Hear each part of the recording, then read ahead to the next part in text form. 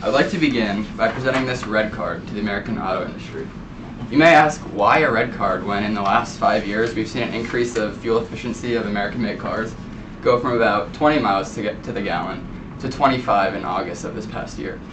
And I'd like to direct your attention to this picture. If you take a look, you see exhaust coming out of every one of these vehicles because they run on gas.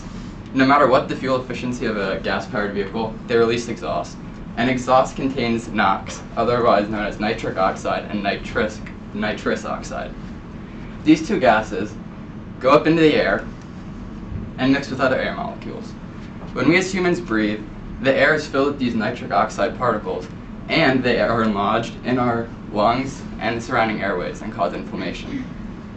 Now, this inflammation in the short term may result in maybe some chest tightness or maybe a bit of a cough.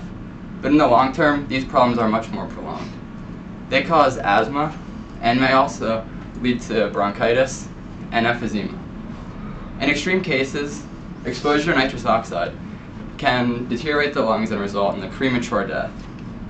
Now, the problem here is that cars emit 54% of all nitric oxide in the United States. And an EPA study revealed that over 100% of this concentration is around 50 meters of surrounding highways. In the other areas around the country, there is only a 30% concentration. And in this 50 meters, over 48 million people live in the United States. And in this group of 48 million people is the highest level of emergency room visits for respiratory-related illnesses and other asthmatic attacks. Now, there is also another issue with nitric oxide.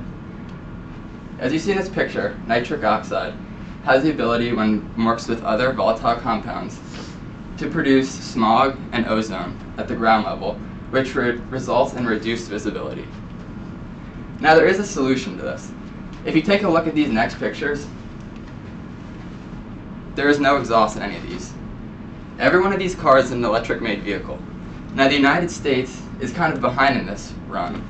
Tesla and Renault are the world leaders in electric-made vehicles. Electric-made vehicles do not run on gasoline, meaning there's no exhaust. When you have no exhaust, there's no nitric oxide. When you have no nitric oxide, you have people that can take a deep breath and not worry about the effects of the air that they're breathing.